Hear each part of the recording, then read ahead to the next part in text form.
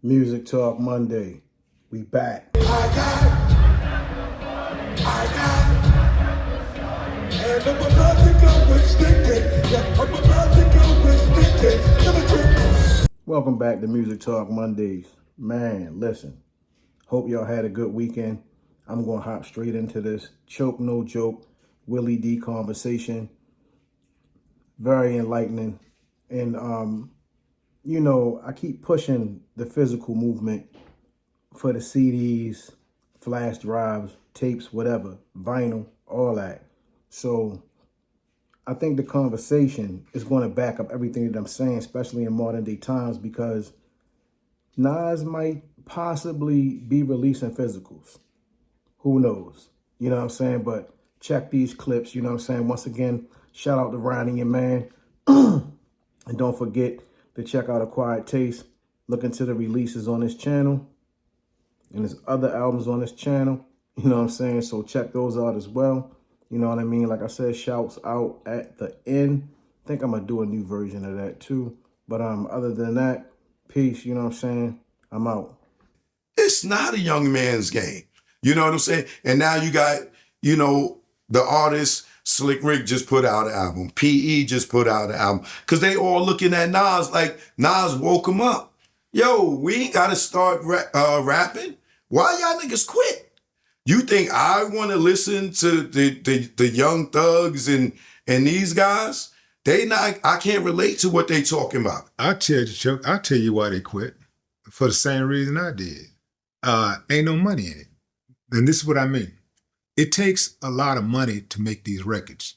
Not as much as it used to when we first coming up. Right. But it still takes money to make these records. It takes producers to, if you're not self-contained where you produce and write yourself, then it takes money to hire producers to come in and produce your album, for a reasonable rate, right? Right. And that's all relative, right? So that producer, especially if he's a capable producer, right. he can go anywhere and write his own ticket. He can make, upwards of $500,000 for one track.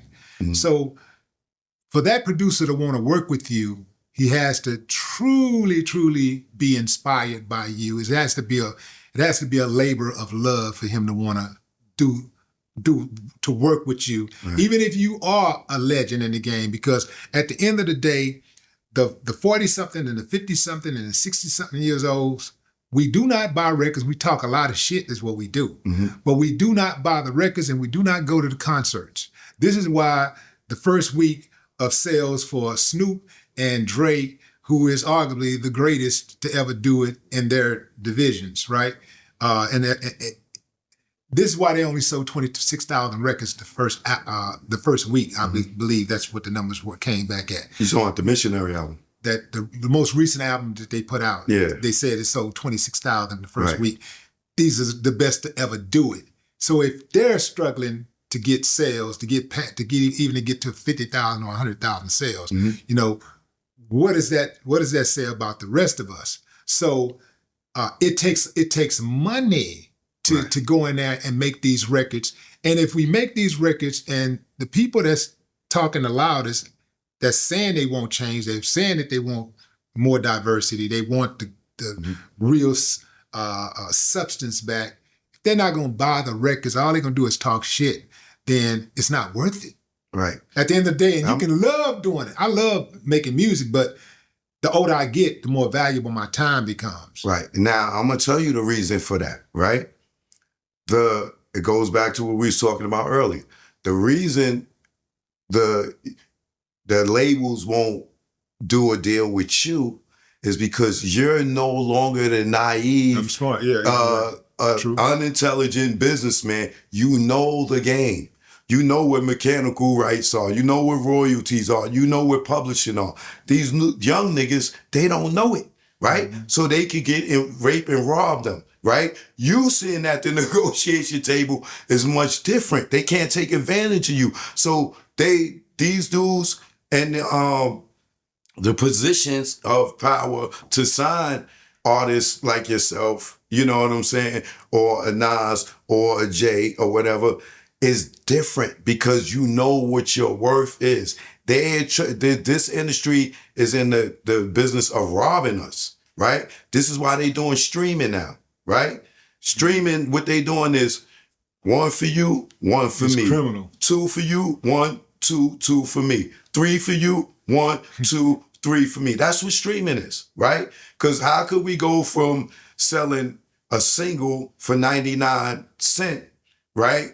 Or an album for $10.99 and sell 1 million of them and not get the same money. It's easier now with it being digital to reach the masses. Now we can sell to dudes in Germany without having to go to Germany, without having to package and distribute it. It's the same music. It's the same thing. It's just in a different format. Like I told you, I went from VHS to DVD to now MP3 or MPEG-4s to streaming, right? It's the same goddamn VHS. You're watching the same hour program, but now it's just in the format that I could ship it all over the world. The price didn't change. You get what I'm saying? The content didn't change. It's that these motherfuckers just got smart and told us, oh, it's streaming. You know what I'm saying? And they robbing us. Yeah, and it's also easier to conceal what the true numbers are when it's there. Exactly, because you can't. It's like the lotto. You got to actually go by whatever information that they give you, unless you're willing to pay for an auditor to go in there and hit those books. Right. You know, examine those books. That's the only way. And how many times, you know, in an artist's career would they audit a record label? Like most artists will go through their career and never audit their label. Right. Not even one time. Right. And that's insane, because that should always be oversight. That should always be oversight. That should always be trust, but verify. Right. Like right now, Kendrick Lamar, Not Like Us, sold 10 million, which probably means it's 50 million. Mm-hmm. You get what I'm saying? Right. But we cannot count it because they're physical. It's not physical copies. I suggest that artists like Nas and all these other dudes go back to physical copies, even if you shipping out a disc drive, right? Or you go, some of us still got CD players in their car. I got a new car and it still got a CD player. Press up 50,000 CDs and sell them. And you know what I'm saying? Your fans are your fans. They're going to buy it however you give it to them. You know what I'm saying? But don't do it to deal with the Universals and all these other people. Now you have the capability of just shipping a goddamn disc drive. You can sell 1 million disc drives. But those fans, they're not there anymore. I'm talking about the majority of your fans, as far as like being consumers, they're not there anymore. I disagree. Here's what I'm saying. Like, I'm pretty sure that, like, you know, like watching the numbers and just watching how this is how the average person that's in their 40s and 50s get down. Mm-hmm. Man, that shit is trash, man. Let me let you check out some real shit. This is some real goddamn music right here.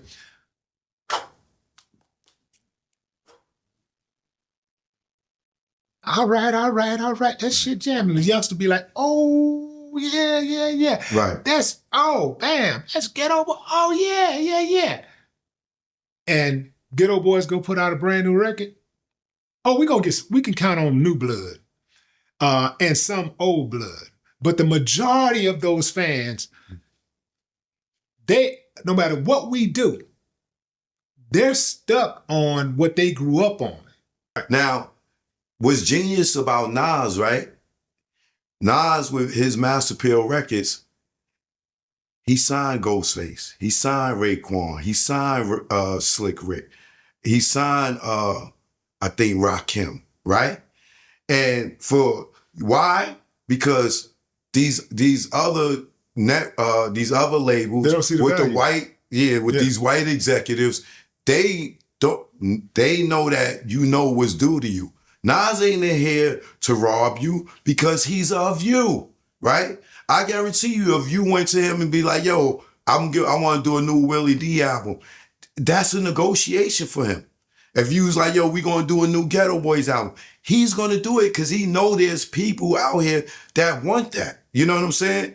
Yeah, I agree with that. Yeah. I agree that there are people out there that want that. I'm just saying that we're not going to get 1 million of those fans like we did, in our prime. We're not going to get 2 million, 3 million. Right. That ain't happening. They're not buying records like that. They're not streaming records like that. Right. Our people, I'm talking about our age. New blood, yeah, Right. if we can crack that new blood, that's fine. And we do get new blood all the time. But Right. it's going to take new blood. That's all I'm saying. Yeah, but for me, I don't numbers. want it. I'm not listening to the new blood, right? Because most of them, right now, if you look at it, everybody that is winning is over 30. When we was young in hip hop, dudes was in their teens going into their 20s. Pop died at 24, 25. Big died at 25, right? They was just babies when we look at it now, right? Jay-Z, his first album, Reasonable Doubt, he was 26 years old. Get what I'm saying? Mm-hmm. So people got the perception that it's a young man's game, but I believe Kendrick is way over 30. Drake is over 30, right? Young Thug is over 30, right? The Clips, they probably in their 40s. Yeah, the you know hip what I'm hop is saying? all growing up. I mean, So hip hop now is people want to mature, right? And if you don't stay in the game, you would never know. You know what I'm saying? I would have never thought Nas King's Disease album would that I would be so in love with it like I was. And you know why I loved it? Because it was a grown Nas talking about stuff that he didn't get to talk about in his past in that album. So all he really is doing is reflecting on the old days, but kicking it in today, right? Mm-hmm. Same thing you could do. You could go back and visit or a bunch of stuff when you was young and talk about it, but I'm fucking with it, right? Because you talking to a mature person giving game to your young self. Yeah, I absolutely understand the method. I understand what to do. Like I'm really truly a writer, so I understand and I study this whole thing for real. Mm-hmm. So I understand what to do, how to go in and because I do have a strong audience of people who listen to what I have to say right now. Because all I did was, took the information that I had, coming up and doing the music and just put it in a talk show format. That's all I really did. The conversation we're having right now is a conversation I would have had on Wax, years ago. If you go back and really listen, there was always social political information in those records. Right. So I absolutely get what you're saying. I'm just saying that it costs to make those records more, and the ROA is the ROI is not as profitable as it used to be. But it's not as costly as it was back then too. You don't have the Sony studios. You're not recording on the rail no more. I got it. So the budget is going to be much lower, you know what I'm saying, to put out a project. And the mixing is going to be much lower, right? So the profit margin, you might not sell 1 million records, right? But you can sell 50,000 and make a good profit, and then go on the road and go and do your nostalgic hits along with some of your new stuff and make money off of your shows. I absolutely get it, but here's what I guess what I'm really trying to impress upon you also is the other side of that.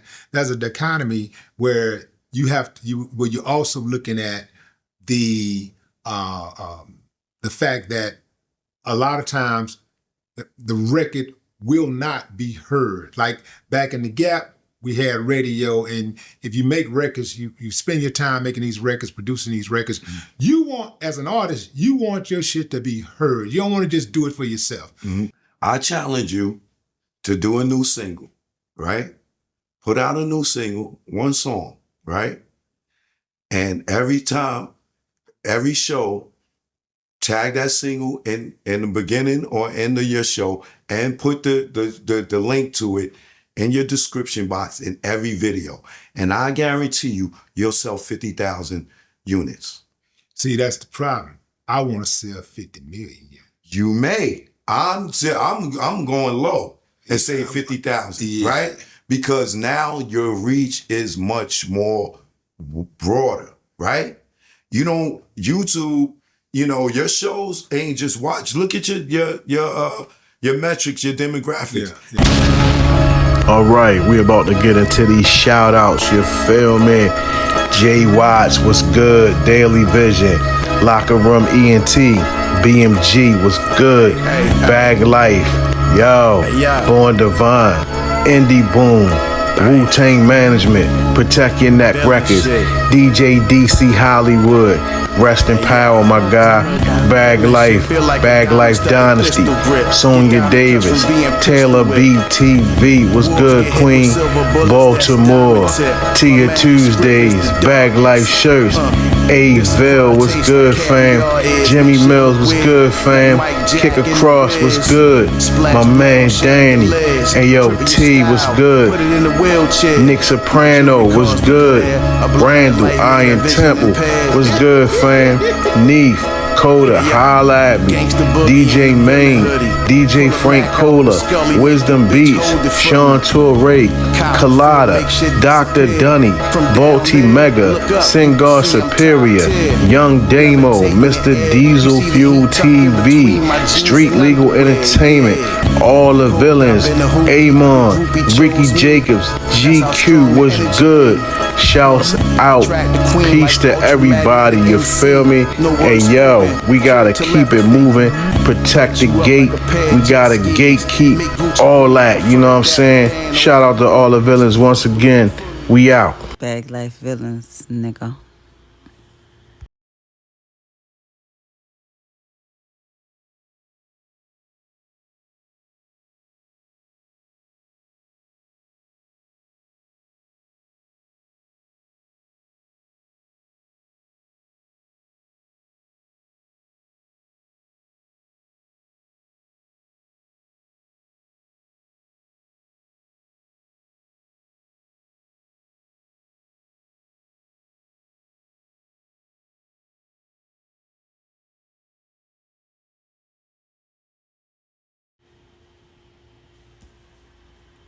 Bag Life Villains, nigga.